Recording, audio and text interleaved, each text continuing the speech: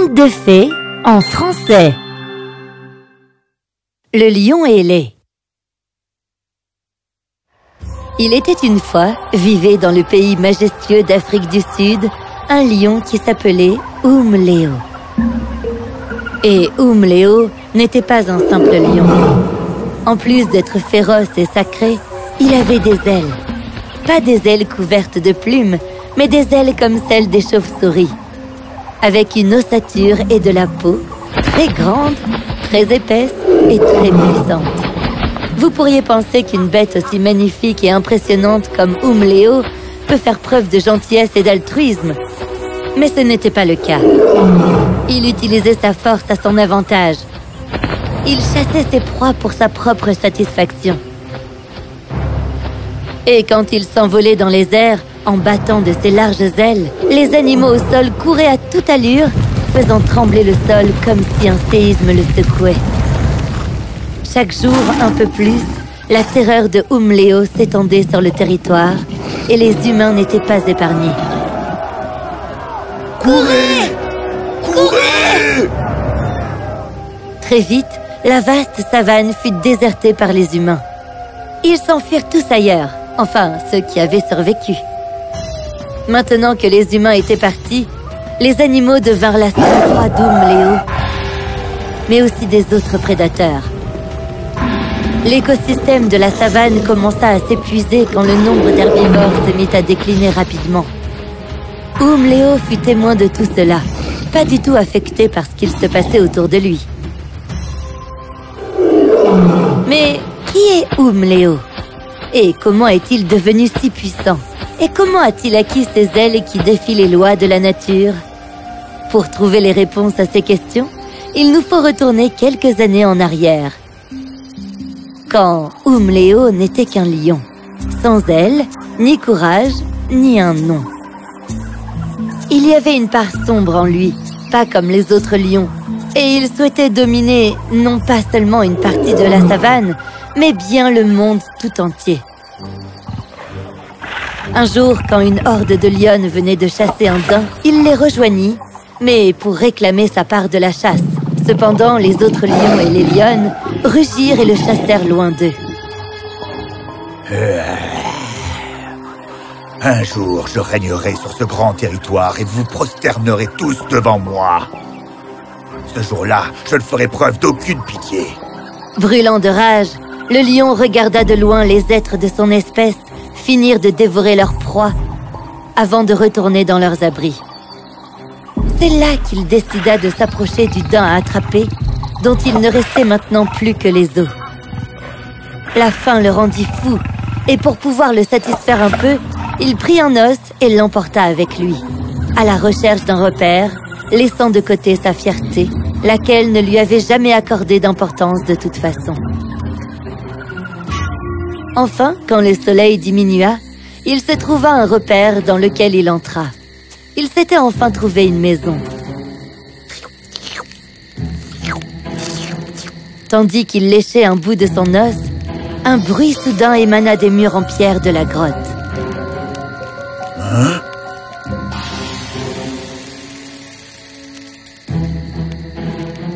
Je sens un être diabolique et malin dans ma grotte, tout comme je l'ai toujours souhaité. Bienvenue, créature majestueuse, bienvenue. Qui es-tu? Je suis Astrazor, le démon de la grotte. Je réside dans cette grotte et j'attendais justement l'arrivée de quelqu'un qui en ferait sa maison. Quelqu'un d'aussi vil et détestable que toi. Beaucoup se sont réclamés de ma grotte, mais se sont enfuis dès qu'ils m'ont vu. Et pas toi. Tu es plein de malice. J'aime ça. Et je vois que tu portes exactement la chose que je voulais. Qu'est-ce que tu veux? Ne tourne pas autour du pot. Cet os, et plein d'autres aussi. Je te donnerai des pouvoirs surpuissants.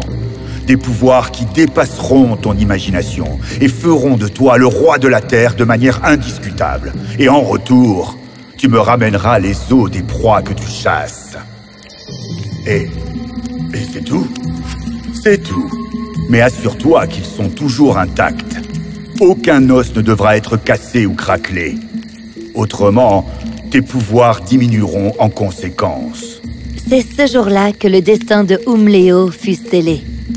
Il se prosterna devant Astrazor et accepta son offre. Et dans les jours qui suivirent, Léo passa d'un lion ordinaire au lion d'aujourd'hui.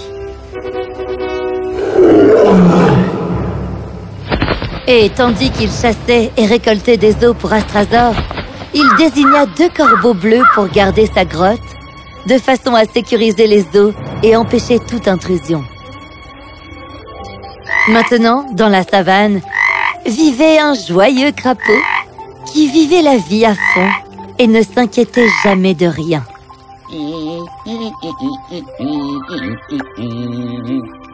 Ce jour-là était un jour comme les autres, jusqu'à ce que... Debout, petite créature, debout, ouvre ses yeux endormis. Hein? Hein? Quoi? Qui es-tu? Je suis l'ange de l'eau et je suis venu te livrer un petit message. Le crapaud écouta attentivement quand l'ange de l'eau lui raconta le secret des pouvoirs de Léo et comment il devrait l'arrêter pour que le monde retrouve sa sécurité d'avant.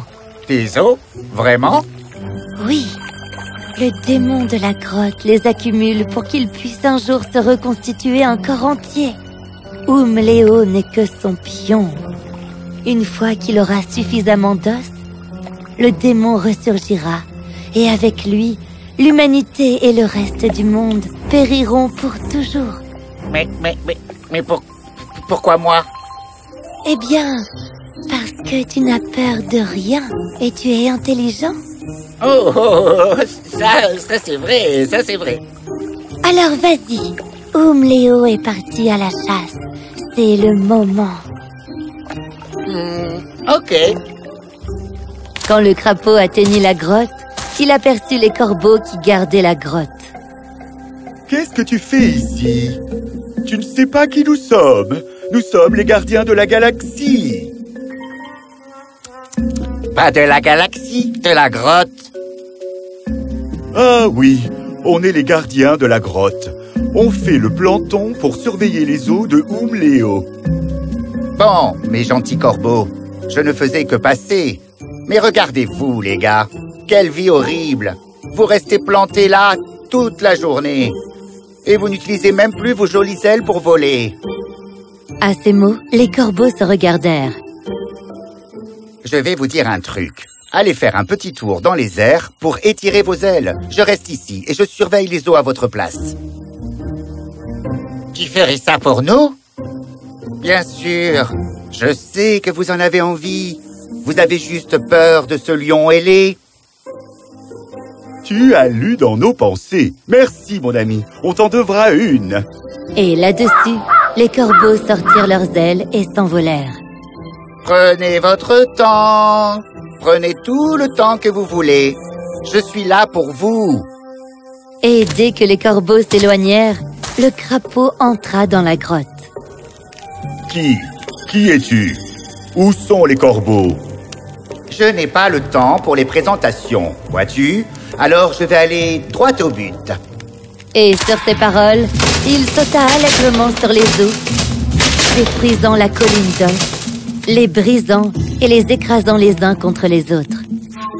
Non, non, arrête ça. Pendant ce temps, Léo était loin dans la nature, les yeux rivés sur une horde de zèbres. Ça va être marrant. Mais quand il essaya de voler, il retomba au sol, la tête la première. Quoi? Alors il essaya encore, et encore, et encore, sans réaliser qu'il était maintenant totalement exposé, sans réaliser que ses ailes avaient commencé à disparaître, et que son corps imposant avait commencé à rétrécir. Qu'est-ce qui se passe? Pourquoi je ne vole plus? Les animaux, les éléphants, les cerfs, les buffles et même les hyènes le regardèrent et commencèrent à avancer vers lui tous ensemble. Ils avaient tous été menacés par Léo. Et maintenant, c'était l'heure de la vengeance. Attendez, quoi? Pourquoi? Pourquoi vous venez tous vers moi comme ça? Et c'est là qu'il prit conscience qu'il n'était plus la bête sacrée Léo. Non, non, mes ailes! Comment? Et tandis qu'il regardait en haut dans le ciel, il aperçut les corbeaux bleus voler pleins de joie sans se soucier de la vie sur Terre. C'est le plus beau jour de ma vie. Léo n'en saura jamais rien. Léo tenta de rugir de toutes ses forces, mais même sa voix était toute faible, et c'est au même moment que tous les animaux foncèrent sur lui. Et c'en fut fini de lui. De retour à la grotte, tous les os avaient été mis en pièces, et au même moment, un terrible tremblement de terre survint. D'un bond, le crapaud en sortit et regarda de loin la grotte s'effondrer complètement. Il n'en resta rien d'autre que des ruines. Le démon de la grotte ne ressurgira jamais. Waouh, ça a été rapide et sans équivoque. Et ensuite, eh bien, le crapaud retourna vivre heureux là où il vivait avant. Les corbeaux étaient partis si loin dans le ciel qu'on ne les revit jamais. Quant à la savane, eh bien, son écosystème a fini par se reconstituer et le cycle de la vie a été restauré. Les hommes, les animaux et les plantes vécurent tous ensemble, de nouveau en harmonie et dans la surface de la vie. Et ce qu'il reste de cet horrible lion, ce n'est que l'histoire qui l'entoure.